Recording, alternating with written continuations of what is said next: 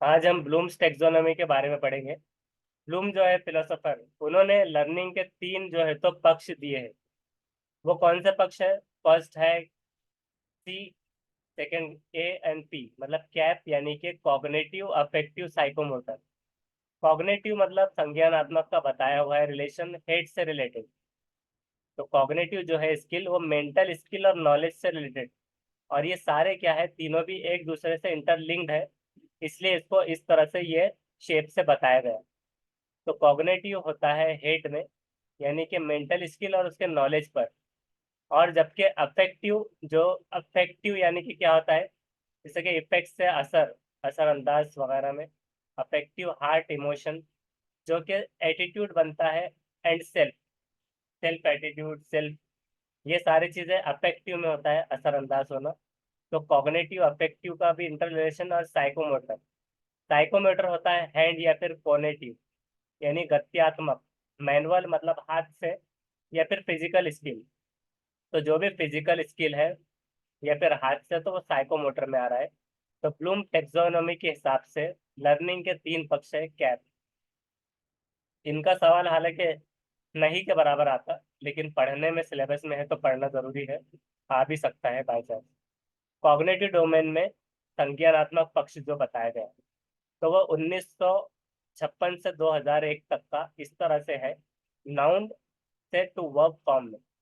यहाँ पर लिखा है कि the cognitive domain involves the development of our mental skills and the acquisition of knowledge. Knowledge का एक्विजिशन मतलब होता है कि नॉलेज को हासिल करना, एक्वायर करना, पाना। ये इन्वॉल्व होता है डेवलपमेंट हमारे मेंटल स्किल्स का, और हासिल करने में नॉलेज की। तो 1956 में यहाँ पर देखिए ऐसे है कि एवोल्यूशन जो है तो इवेल्युएट करना 2001 में, वो उसको यहाँ पर रख दिया गया। और सिंथेसिस को क्रिएट करने में इस तरह से रखा गया इंटरचेंज।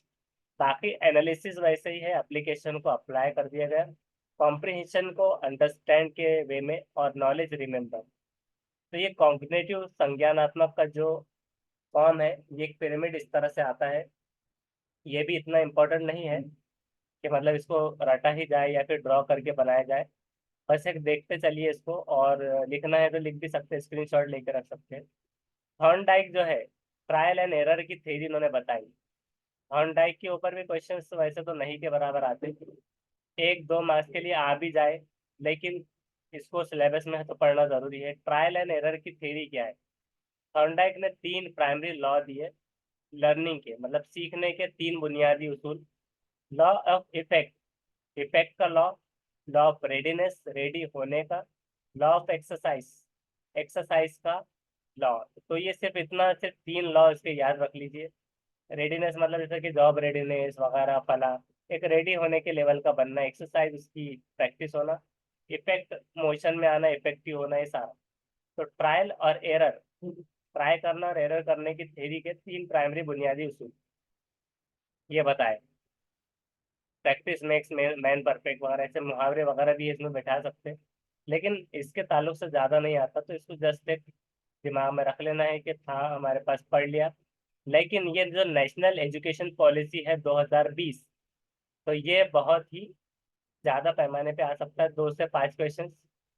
तो ये हिमांशी सिंह ने नोट्स निकाले थे, तो उन्होंने ये निकाला है कि डॉक्टर के कस्तूरी रंगन कमेटी रिपोर्ट, जो कि 31 मई 2019 की थी, वो रिपोर्ट के हिसाब से बात चल रही है। ये दिमाग में रखना है, डॉक्टर के सी आर, ऐसे भी कर सकते हैं के सी आर। डॉक्टर के कस्तूरी रंगन कमेटी रिपोर्ट, 31 मई 2019। तो MHRD उन्होंने रिनेम किया, रिनेम डैश। तो पहले उसको MHRD का नाम था, उसको रिनेम उन्होंने कर दिया education ministry, rename dash education ministry. तो MHRD, इसका जो फुल फॉर्म था वो हम देख लेते हैं। Ministry of human resource development. तो ये था MHRD, ministry of human resource development. इसको रिनेम कर दिया गया एजुकेशन मिनिस्ट्री, मतलब मिनिस्ट्री तो आ रहा है वहां पर, एजुकेशन मिनिस्ट्री रख दिया गया बस।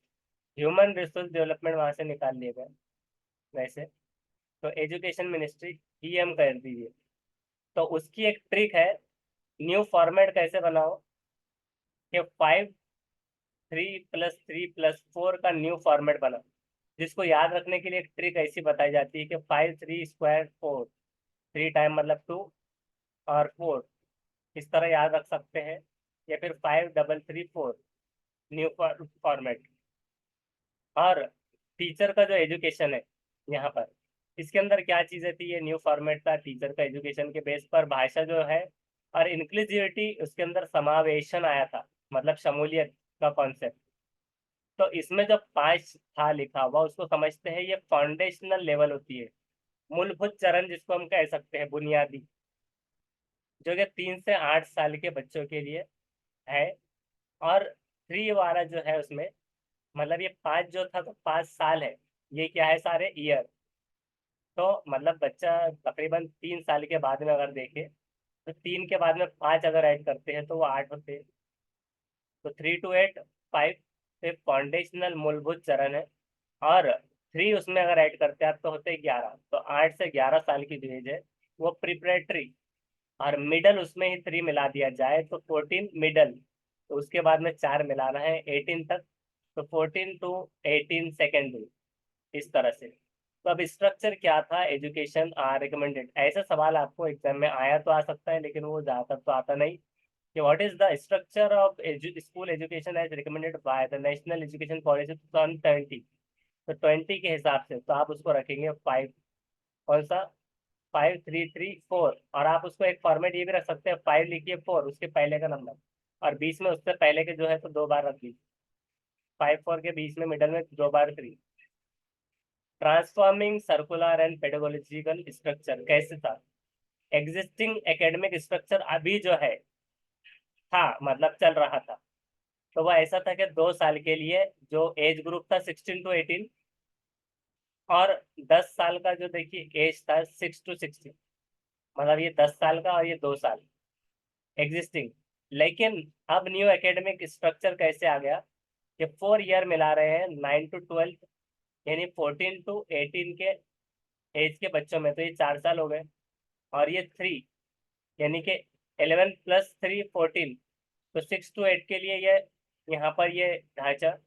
और 3 ईयर्स 3 to 5, ये सारे चीजें जो लिखी हुई है 4 3 3 2 3, ये क्या है, ये पेडागोजिकल स्ट्रक्चर है, जो कि new pedagogical structure, curricular structure school education का 5 3 3 4 जो हमने देखा था।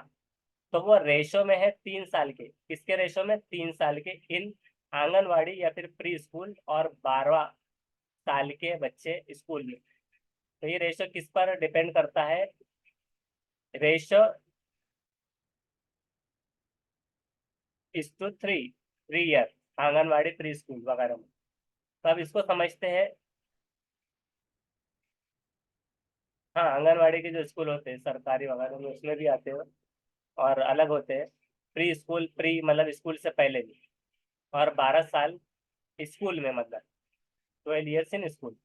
तो आप सेकेंडरी स्टेज जो है इसमें 4 वाली, वही है कि मल्टी डिसिप्लिनरी स्टडी होती है, ग्रेटर क्रिटिकल थिंकिंग, फ्लेक्सिबिलिटी और स्टूडेंट चॉइस ऑफ सब्जेक्ट्स होते हैं। मिडिल स्टेज जो है experiential learning in the science, mathematics, art और सोशल साइंस और ह्यूमैनिटीज में आता है 3 वाला स्ट्रक्चर। ये भी इतना सीरियस इसको नहीं लेना है कि बिल्कुल ड्रॉ कर रहे हैं और रात दिन पढ़ रहे हैं, 2 दिन डाल दिए इसमें। ये भी मतलब बहुत कम नहीं के बराबर आता है, ये इसको बस एक जस्ट देखना है। हाँ, लेकिन वो आया तो 1 2 मार्क्स के लिए आ सकता है, ये ऊपर का जो बताया गया ये वाला। लेकिन ये वाला इतना इम्पोर्टेंट नहीं है एक हिसाब से, लेकिन समझना तो जरूरी है, क्योंकि आप जो पैटर्न देख रहे हैं 5 3 3 4, ये एक्सप्लेन किया गया है 5 3 3 4। और यहाँ पर देखिए इसको ये ब्रेक डाउन कर दिया गया है। बहुत सारे कंफ्यूज हो गए ना कि 5 तो यहाँ 3 2, 5 तो कहीं दिख ही नहीं रहा। तो 5 को कैसे डिवाइड किया गया है, कि 3 साल के आंगनवाड़ी में, ये देखिए बुनियाद से चालू किया गया।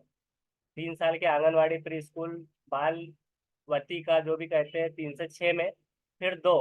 तो ऐसा 5 है फाउंडेशनल का, 1 and 2, और 6 to 8, बाद में प्रिपरेटरी 3, मिडिल 3 and 4 सेकेंडरी। और ये जो था पहले, तो पहले का सिस्टम ऐसा था, जो MHRD वाला जो देख रहे थे, तो वो चलता आ रहा था कि 10 साल तक, पहले 6 to 16 कि बच्चा जब 5वीं में गया तो उसको डायरेक्ट फर्स्ट में एडमिशन, फिर वहां से डायरेक्टली 6 to 16, 10 साल के बाद 6 to 18, मतलब ऐसे में एक जो स्ट्रक्चर था अब वो इस तरह से आ गया। तो ये क्या है कि फाउंडेशनल स्टेज जो है 5 multi level play activity based learning होती है। Play, discover and activity based and interactive classroom learning, उसका एक्सप्लेनेशन है बस 5334 का। और experiential learning in the science, mathematics, arts, social science and humanities, और ये सारा जो अभी हमने देखा। तो ये कॉन्सेप्ट क्लियर हो गया हो तो इसमें चलते हैं कि सेल्फ असेसमेंट क्या होता है। असेसमेंट मतलब होती है जांच, कोई भी चीज का तशखीस। और सेल्फ असेसमेंट तो ये होना चाहिए स्कूल में 360 डिग्री का असेसमेंट। 360 डिग्री किस तरह से बोला जाएगा, कोई बोलेगा कि 1000 क्यों नहीं ले लिया गया, या 500 राउंड फिगर हो जाता था। तो 360 डिग्री जो होती है, तो आपको पता होगा कि अगर एक सर्कल है तो सर्कल में अगर 180 डिग्री, मतलब अगर ये है, अगर एक कोई क्लॉक है, हर एक के घर में वॉल क्लॉक जैसे तकरीबन जो होगी, तो वॉल क्लॉक में अगर 12 बज रहे हैं तो 12 से 3 पे आने पर वो कितने डिग्री कंप्लीट करता है, वो करेगा 90 डिग्री कंप्लीट। और उसके बीच में रहेगा तो 90 के डिवाइडेड बाय 2, 45 डिग्री। ये क्वेश्चन सभी आपको TIT टेट में आते हैं, कैलेंडर और रीजनिंग पर। तो ऐसा नहीं है कि मतलब सिर्फ हल्के में ले लेना है कि चलो डिग्री कहाँ समझते हैं, बहुत इंपॉर्टेंट है, हर रीजनिंग में आता है।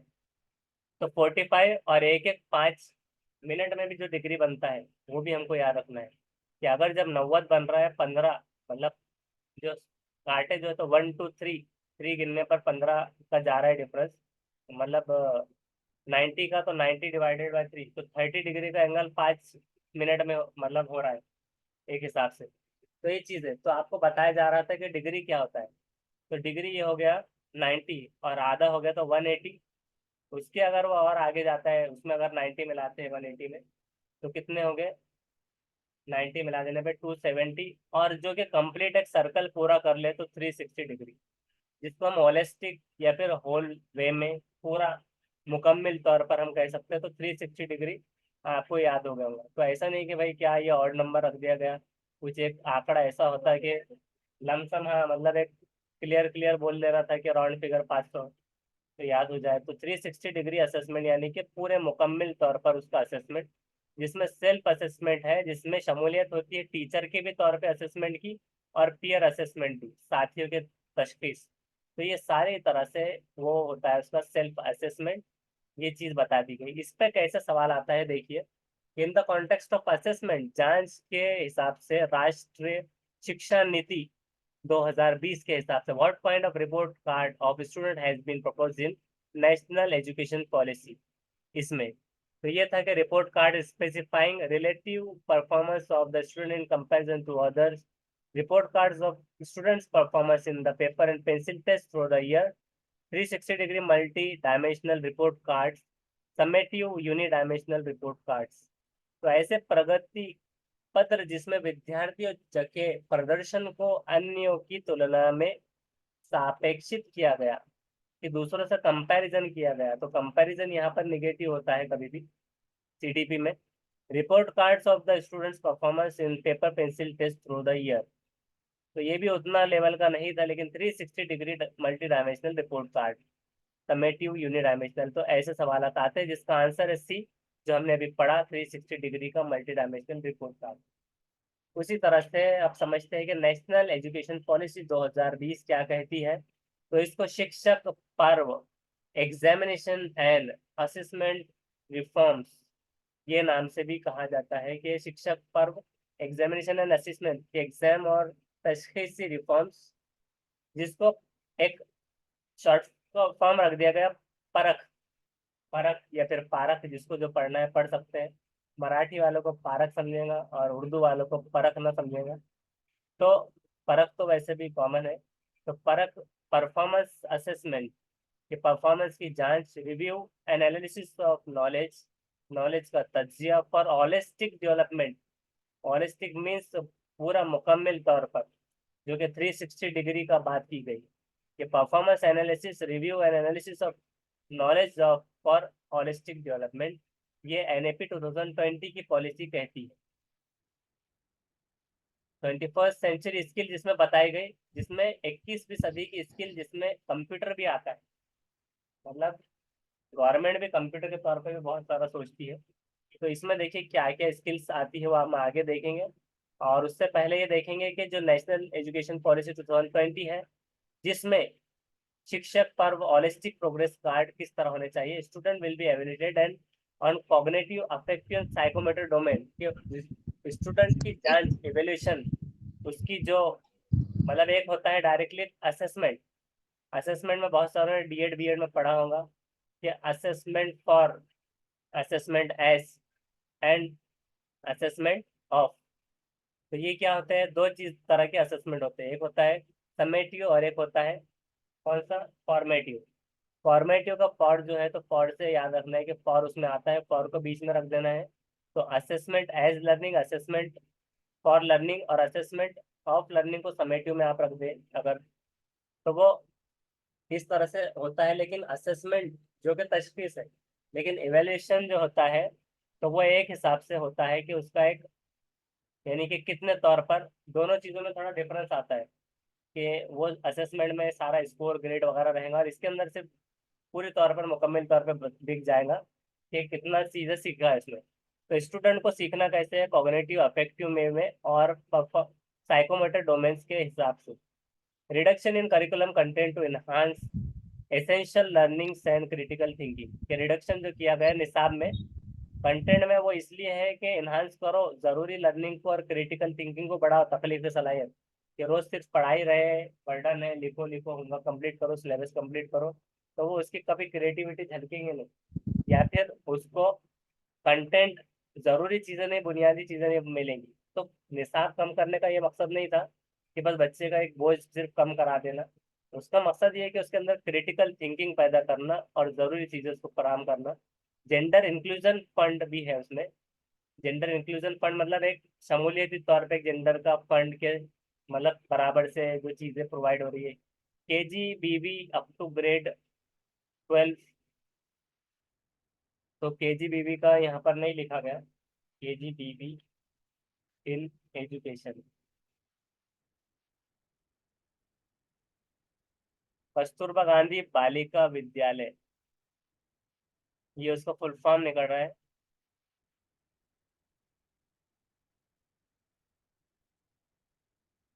द कस्तूरबा गांधी बालिका विद्यालय scheme was launch by government of India for setting up residential school at upper primary level of girls belonging. तो मतलब इनके लिए भी एक खास सहूलत गर्ल्स के लिए उसमें आना चाहिए अप टू ग्रेड 12, 12 ग्रेड तक। और reduction in the curriculum to core concept, मतलब जो निसाब कम करके कोर जो कॉन्सेप्ट से सामने आ लेगी, वो चीजें उसको समझना है। मतलब कोर मतलब बुनियादी जो जरूरी है, एसेंशियल है, वो चीजें मिलना चाहिए।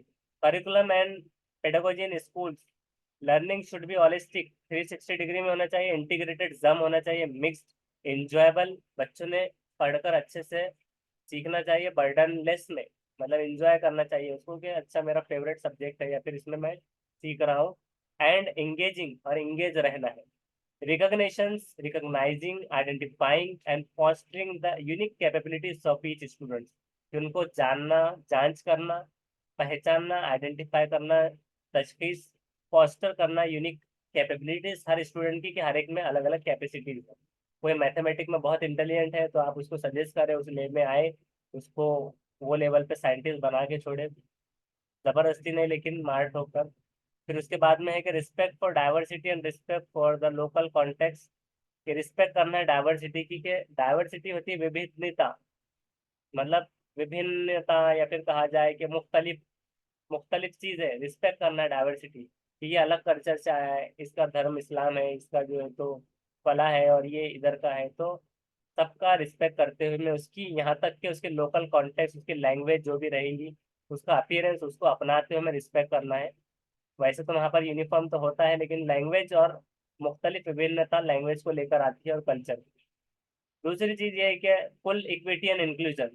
इक्विटी कहते हैं कि बराबरी का, मसावत मिलना, और इंक्लूजन शमूलियत, कि अगर वो हैंडीकैप भी है तो उसको वो लेवल पे लेके आए, चढ़ाकर बढ़ाकर, कि उसको वो चीज़ें प्रोवाइड करके, उसको सुनने में इम्पेयरमेंट है, दिखने में वो है, तो उसको सामने बिठा करके सबके साथ में इक्विटी, उसको मसावत का दर्जा मिले। जेंडर आइडेंटिटीज उसके अंदर है कि जेंडर्स आइडेंटिटीज, उसी तरह सोशो कल्चरल आइडेंटिटीज, उनके जो सोशल कल्चरल है, मतलब वही चीज़ है कि जेंडर वगैरह सबका एक लिहाज करना, जोग्राफिकल आइडेंटिटीज के जोग्राफिकल एरिया के हिसाब से, डिसेबिलिटीज, डिसेबल पर्सन अभी जो बताया गया, सोशल इकोनॉमिक कल्चर कंडीशंस, कोई गरीब है, कोई बहुत अमीर है, कोई पुअर है, बहुत ज़्यादा रिच है, socially and economically disadvantage group, जिसको SCDG कहा जाता है, कि सोशली, समाजी और इकोनॉमिकली जो मतलब फाइनेंशियली भी डिसएडवांटेज ग्रुप से है। ऑन लैंग्वेज, लैंग्वेज का भी जिसको प्रॉब्लम है, कोई नेपाल से आ गया, कोई कहीं से आ गया, no language is being impose, किसी की लैंग्वेज का मजाक ना उड़ाया जाए। मदर टंग और री रीजनल लैंग्वेज टिल ग्रेड 5, और 5वीं तक उसको बोलने का ये मौका फराहम किया जाए कि वो अपनी मातृभाषा में बात कर सकता है, मतलब मातृभाषा जिसको कहते हैं, यानी कि उसकी मदर टंग में। तो वो मतलब कन्नड़ से आ जाए, मलयालम से आ जाए, किधर से भी आ जाए, चाहे हैदराबाद से आ जाए, और वो ये भी कह दे कि मैं सुबह पानी नहा कर आया, तो आप उसका मजाक ना उड़ाए। तो ये चीज़ें मतलब उसमें 5वीं तक उसको उसके हिसाब से जो है तो बोलने का मौका ये फराहम हो। Sanskrit as an option at all levels, कि संस्कृत को एक ऑप्शन के तौर पर रखा जाए कि ऑल लेवल्स पर भी, जो ऑप्शन के तौर पर लेना है ले, सारे लेवल पर, मतलब इसमें कोई लेवल का वो नहीं रखा गया। 3 लैंग्वेज फार्मूला का यूज करें। 3 लैंग्वेज फार्मूला भी हम आगे देखेंगे, लैंग्वेजेस जब पढ़ेंगे तो क्या है, बहुत इंपॉर्टेंट है वो भी। Multilingual flexibility is still the basis for the new NEP 2020। Multilingual जो फ्लेक्सिबिलिटी जो मिली है, कि मतलब मल्टीपल भाषाओं में कसीर लिसानी जिसको कह दिया जा सकता है, कसीर लिसानी जिसकी बहुत ज़्यादा अहमियत है, और ये फ्लेक्सिबिलिटी मिली है on the basis of new NEP 2020 के हिसाब से भी, और अभी तक है still basis of the NEP 2020। ISL Indian sign language का इस्तेमाल वो कर सकता है। उसके बाद में है इंगेज थिंकर, यहाँ पर एक चार्ट हमारे पास दिख रहा है, जो कि अभी हमने थोड़ी देर पहले बात की थी, 21वीं सदी क्या है, 21वीं सदी की स्किल में क्या आना चाहिए। उससे पहले हम ये चार्ट देखते ही क्या है, यहाँ पर देखिए कि इंगेज थिंकर है, जो एक इंगेज है एक थिंकिंग में, जैसे कि आप लोग देख रहे हैं चार्ट, तो आप क्या हो गए, एक हिसाब से इंगेज हो गए। अब यहाँ 2 मिनट अगर कुछ काम भी आ जाता है तो कोई देखते बैठेगा पूरा। तो एक एक्टिविटी में इंगेज होना चाहिए सामने वाला। एथिकल जो है तो सिटीजन, एथिकल सिटीजन यहाँ पर बताया गया। उसके बाद इंटरप्रेन्योरल स्पिरिट, जो भी मतलब इंटरप्रेन्योरल जो स्पिरिट्स होते हैं, मतलब जिसमें इंडस्ट्रीज वगैरह, बिजनेसमैन वगैरह जो आएंगे। उसके बाद सब्जेक्ट डिसिप्लिन का एरिया यहाँ पर व्हाइट कलर में आ गया, और उसके अंदर है collaboration and leadership, critical thinking and problem solving, creativity and innovation, social responsibility and culture and global and environmental awareness, communication, digital literacy, जिसको हमने अभी कंप्यूटर की बात जो की थी वो डिजिटल लिटरेसी में आ जाएगा। Life long learning, self direction and personal management, ये सारा 21वीं सदी में आ जाएगा, जिसके अंदर है न्यूमेरेसी लिटरेसी। तो ये चीज़ें ऐसा नहीं है बहुत कि इसको चार्ट को 100% समझना ही है 360 डिग्री में, और बिल्कुल ड्रॉ कर लिया गया, 2-4 स्क्रीनशॉट लिए, ये कभी सवाल आता है नहीं आता है, इतना मसला नहीं है इसका, ये बस इतना दिमाग में रख लेना है। उसके बाद हम चलेंगे 21वीं सदी के स्किल। उसमें आता है क्रिटिकल थिंकिंग, कोलेब्रेशन, जो कि मतलब तख्लीकी जहानत, जो कि कोलेब्रेशन में साथ मिलकर साथियों के साथ स्टडी, इंफॉर्मेशन लिटरेसी, इंफॉर्मेशन के बारे में लिटरेसी, टेक्नोलॉजिकल लिटरेसी, इनिशिएटिव, कोई भी चीज़ को पहल करना, social skills, creativity, तख्लीकियत, communication, media literacy, leadership, productivity and flexibility. Critical thinking में आएगा कि अब यहाँ पर हमने जो पहले में पॉइंट में बात कर ली थी, अभी तो हमने 12 चीजें देखे, मोटे मोटे पूरे नहीं देखे। 21वीं सदी के बहुत स्किल है, अनलिमिटेड बहुत सारे हैं वो, मतलब ऐसा अनलिमिटेड तो नहीं कहा जाएगा, यानी कि मतलब तकरीबन 400-500 के ऊपर भी जा सकते हैं, ऐसे बहुत सारी चीजें उसके अंदर है, जो कि आप नेट से देख सकते हैं, जिसमें IT का ज्यादा चीजें बनी हुई है। तो ये बुनियादी लेवल पे 12 चीजें, फ्लेक्सिबिलिटी, ये चीजें होना, जिसमें से हम देख रहे हैं पहला जो हमारे लिए जरूरी है, क्रिटिकल थिंकिंग। तो अदला बदली, जिसको कहते हैं इम्प्रोम्प्टू डिबेट, कि अदला बदली का डिबेट। आस्क यूर सेल्फ, खुद से पूछो, मेड क्वेश्चंस, खुद से क्वेश्चंस बनाना। गोलमोल, गोलमोल करना बोले तो किसी के पैसों में या टिफिन में गोलमोल नहीं है, कि किसी के टिफिन में से किसी ने उसका टिफिन ही उड़ा दिया, और किसी के गुलाब जामुन नहीं मिल रहे, तो आस्किंग रिडल्स, मतलब गोलमोल के हिसाब से ये चीजें पूछना। गैप फिल इन, गैप भरना, फिल इन द ब्लैंक्स वगैरह। पूछो तो समझेंगे, क्रॉस क्वेश्चनिंग करना। कि पूछेंगे तो जब समझेंगे, मतलब किससे भी कुछ क्रॉस क्वेश्चनिंग कर ली गई कि अभी इससे उससे, मतलब ऐसे में तो पूछो तो समझेंगे कि मतलब सवाल करने का ये चीज़ है, तो क्रिटिकल थिंकिंग में ये चीज़ें आती है। उसके बाद में है इनोवेशंस। बहुत सारों को ये नहीं समझाऊंगा कि गोलमोल तो है आस्किंग मतलब पूछना, लेकिन यानी कि इसका बहुत सारों को कंफ्यूजन होता है कि इसको प्रोनाउंस हम कैसे करेंगे और उसको उर्दू में एग्जैक्ट वर्ड क्या मिल जाएगा। पहेलियाँ बुझाना, तो रिडल्स पहेली बुझाना, तो पहेलियाँ पूछना कि पूछ सकते हैं, मिसाल के तौर पे पेंसिल के तौर से, उसके तौर से कि जो पहेलियाँ बनाते हैं बच्चे, उस तरह। उसके बाद में है कि इनोवेशन, प्रोजेक्ट बेस्ड लर्निंग। तो प्रोजेक्ट बेस्ड लर्निंग मतलब एक प्रोजेक्ट लेकर उसके ऊपर लर्निंग होना, वर्चुअल रियलिटी के ऊपर काम। कि वर्चुअल रियलिटी क्या होता है कि एक वो वैसा ही दिखाई देना लेकिन ख्वाबों में इमेजिनेटरी हो। वर्चुअल गेम्स आते हैं कि ऐसा लगता है सामने वाला खुद ही प्लेयर है, खुद चला रहा है गाड़ी, उसको ऐसा लगता है, तो virtual reality. Two is enough, दो काफी है। Let them free, give them a break. Innovation मतलब इनोवेटिव वे में कुछ चीजें रखी गई कि उन्हें आजाद करो, give them a break, break दो, ये चीज है। कोलेब्रेशन में मतलब मिलकर काम करने में, save the last word for me, मेरे लिए कोई एक वर्ड संभाल कर रखो। Hands on project, chain game, कि इससे अगर खत्म हुआ तो उसने उसका जवाब देना। सर्च टू विन, सर्च करो, पजल ढूंढो, फिर चॉकलेट मिलेगा। वो एक्सटर्नल रिवार्ड में आ रहा है, search to win, win prize वगैरह रिवार्ड एक्सट्रिंसिक मोटिवेशन का। डम ट्रेड्स, ये सारी चीजें मतलब जो है तो कोलेब्रेशन में आ रहे हैं। कम्युनिकेशन में आ रहा है, guide for the blindfold, blindfold के लिए guide. Feeling are important, feelings हमारे लिए क्यों जरूरी है। टक इन द पेरिस, तो मतलब खुद को किसी के जूते में रखना, मतलब ऐसा बोलते हैं ना, मतलब इंग्लिश में ऐसा निकालते हैं बहुत सारे, तो put your self on others foot, तो खुद को उसके जूते में जाकर नहीं रखना है पैर, मतलब उसकी जगह पर खुद को, मैं होता तो क्या करता, वो चीजें हैं इसके अंदर कि मतलब दूसरे की तरफ है। तो फीलिंग्स आर इम्पोर्टेंट, कि मैं उसकी जगह होता तो क्या होता था।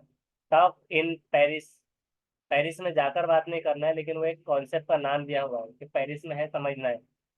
साइलेंस टॉक डे, कि साइलेंस का टॉक डे, मतलब एक दिन जो है तो एक साइलेंस टॉक, जिसमें इशारतन बातचीत हो जाए, कि सिर्फ हाथ से जुबान का इस्तेमाल नहीं करना। स्टूडेंट की क्लास, ये कम्युनिकेटिव एक्टिविटीज ले सकते हैं। ICT literacy, information literacy, media literacy के अंदर ये बात आ जाएगी कि जो आपको बताया जा रहा था आईसीटी और इंफॉर्मेशन लिटरेसी, ये है कंप्यूटर के ताल्लुक से कि एक ऐप को डिजाइन करना। अभी जो है तो मतलब कर्नाटका में जो अभी फिलहाल की जो न्यूज़ हमने अभी यूट्यूब चैनल पे भी डाली थी, वहाँ के बच्चों ने खुद से एक पढ़ने वाला जो है तो रोबोट बना दिया था, उसका नाम वगैरह हमने सारी चीज़ें मतलब उस पर अपलोड की थी। तो वो क्या था, किसी ने देखा है या फिर किसको याद है तो वो मतलब बता सकते हैं। और वो कहाँ का था, मतलब फर्स्ट एआई टीचर जो है केरला में, आर्टिफिशियल इंटेलिजेंस टीचर, तो उसका हमने एक वीडियो आपको बीच में भेजा भी था, केरला में। तो उसका नाम आयरिस रखा गया। तो ये मतलब ये तो इन्होंने रोबोट बना दिया, फर्स्ट एआई टीचर बना दिया। तो वैसे आप एक ऐप बना सकते हैं। Designing a blog, website, PPT banana, power point presentation, क्योंकि एमएससीआईटी जो इसलिए कंपलसरी किया होता है टीचरों को भी, इससे इंक्रीमेंट भी रुकता है और जाते वक्त में भी मतलब रिटायरमेंट पे भी लगता ही है। वो चीज़ इसलिए जरूरी है कि पीपीटी बनाना है, कुछ भी है, वेबसाइट्स है, ब्लॉग है। नो हाउ, जानो कैसे। Teach learn copy, teach learn की कॉपी, ये सारी चीजें मतलब उसमें ICT, information literacy, media literacy में आ रहे हैं। फ्लेक्सिबिलिटी एंड एडेप्टेबिलिटी, मतलब अपनाना, फ्लेक्सिबिलिटी, लचक, के different users of house hold item, कि घर में जो हाउस होल्ड आइटम है उसका अलग अलग इस्तेमाल कैसे करेंगे। Makeup a new game, makeup से ऐसा नहीं है कि घर मतलब चेहरे का मेकअप, मतलब मेकअप अ न्यू गेम ऐसे है कि एक न्यू गेम बनाना, तैयार करना। Flipped classroom, classroom flipping, shuffle, ये सारी चीजें फ्लेक्सिबिलिटी, लचक, एडेप्टेबिलिटी में। तो इसके ऊपर ऐसा कुछ क्वेश्चन आया तो आ सकता है कि the shift propose in national education policy 2020 from standardisation to flexibility की तरफ आता है। ये फॉर्मेटिव टू समेटिव में है। ये conceptual understanding to learning for exams के लिए है, या multidisciplinary to rigidity. Rigidity का मतलब कठोरता, सख्ती है, तो ये तो नेगेटिव में आ गया। Understanding to learning for exam, exam के लिए पढ़ना, ये नेगेटिव आ गया। और फॉर्मेटिव टू समेटिव, ये ऐसा नहीं होता, दोनों चीजें एक असेसमेंट का ही पार्ट है। तो स्टैंडर्डाइजेशन, मानकीकरण से लचीलापन, उसमें एक लचक के तरफ आ जाए, लचकदार बना जाए स्टैंडर्डाइजेशन से, तो इस तरह का ये सवाल आ सकता है। तो इसका सही जवाब है। तो ये था। उसके बाद में है, 3 ही पेज बच गए और हमारे पास है 5 मिनट। हो गया तो ये पूरा पीडीएफ ही खत्म हो जाएगा। मेटा कॉग्निशन होता है, मेटा मतलब बड़ा, जैसे कि मेटा एक बनाया उन्होंने search engine Meta. Beyond, beyond भी होता है, बियॉन्ड मतलब पर, उससे कहीं आगे। ये 2 शब्द मेटा बियॉन्ड। तो मेटा कॉग्निशन, कॉग्निशन होता है मेंटल थिंकिंग स्किल, मतलब संज्ञान, इस तरह से। तो मेटा का और क्या मतलब निकलता है हम देखेंगे। उसके मीनिंग्स क्या क्या हो सकते हैं, सेल्फ रिफ्लेक्शन हो सकता है, बहुत सारी चीजें हो सकती है। तो इसको अभी फिलहाल छोड़ देते हैं।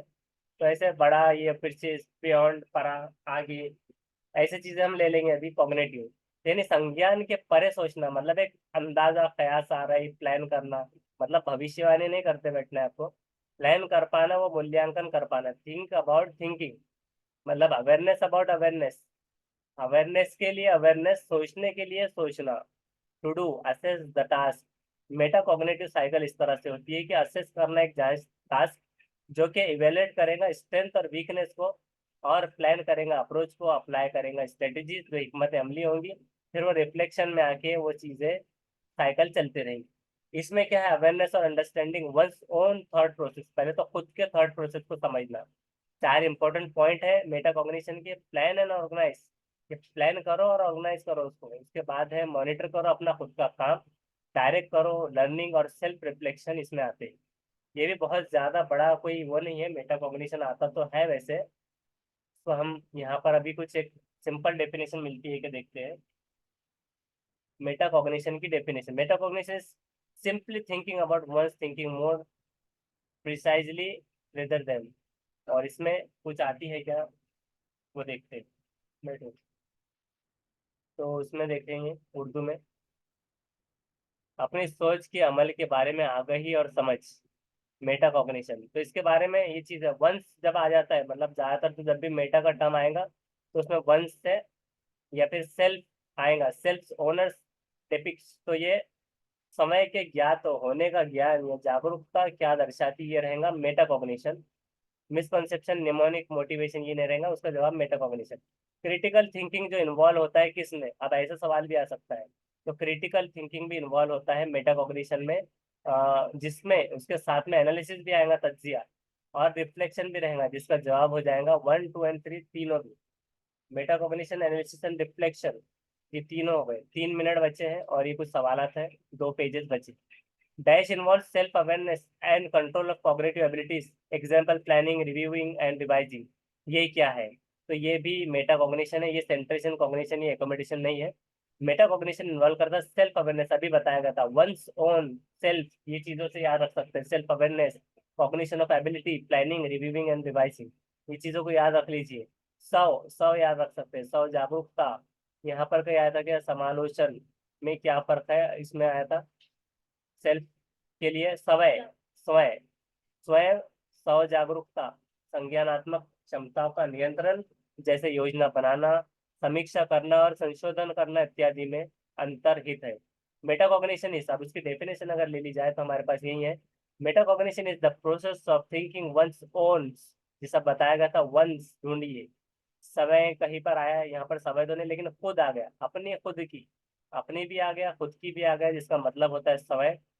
और दूसरी तरफ में कंस्ट्रक्ट अबाउट एवरीडे फेनोमेनन, इसमें कहीं पर भी नहीं। तो process of thinking about one's own thinking process. तो ये हो गया हमारा यहाँ पर खत्म। तो हिमांशी सिंह का भी थैंक यू, जिन्होंने नोट्स बनाए, पढ़ने वालों का भी, क्लास लगाने वालों का भी, और इसको शेयर कर दीजिए। ये क्लास यहाँ खत्म हुई, अब नेक्स्ट टॉपिक को हम आगे करेंगे और कुछ क्वेश्चन से भेजते रहेंगे, जिसके हिसाब से आपको स्टडी करते रहनी है। Thank you.